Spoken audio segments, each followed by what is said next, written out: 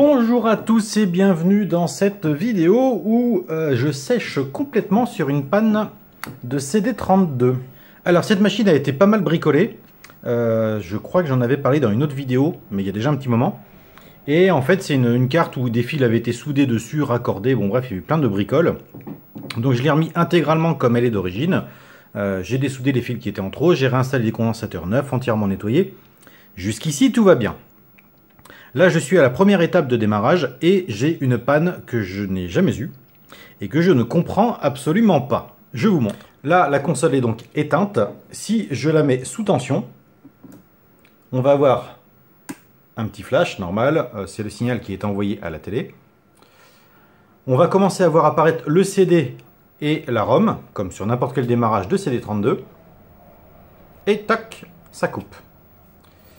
Et ça, je peux le refaire 10 fois de suite, j'aurai toujours ce même problème. Alors le son fonctionne, hein, je ne l'ai pas branché, mais le son fonctionne correctement. Il va même un peu plus loin le son.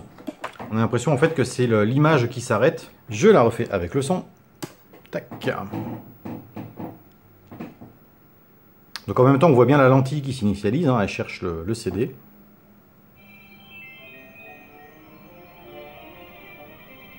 Ah, bah alors là ça démarre complètement. Bah voilà pourquoi c'est une panne qui me pose problème.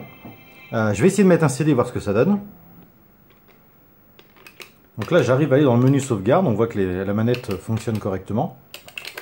Enfin presque correctement. Je n'ai ni haut ni bas, en fait les flèches directionnelles ne fonctionnent pas, j'ai qu'un seul bouton, en même temps j'utilise un Koenig, donc enfin un Speed King pardon. Du coup il n'y a rien qui fonctionne. Et l'ennui c'est que si je redémarre, je suis pas sûr de repartir sur le CD. Je vais tester quand même. Alors, en petit reboot. Par contre, voilà, ce qui est intéressant, c'est que si on la démarre avec un CD, eh bien, elle va jusqu'au bout. Et donc, on obtient l'affichage et le bon fonctionnement de la console. À une chose près, on peut quand même voir quelques petits artefacts. Je trouve que l'image n'est pas très propre, mais en même temps, je suis sur la composite. Et il va falloir surveiller puisqu'il y a des composants qui chauffent beaucoup. Bref, si vous avez une idée, je suis tout oui, parce que là, je ne vois pas du tout comment faire. Notez aussi qu'on voit bien que les manettes ne fonctionnent pas. Il n'y a rien du tout qui fonctionne. Je vais essayer l'autre port. Et on n'a rien non plus qui fonctionne. Donc on va essayer. Ah non, il n'y a rien du tout qui fonctionne. Ça craint beaucoup. Bon bref, déjà si vous avez une idée du pourquoi du comment la ROM ne veut pas se lancer jusqu'au bout, je suis preneur.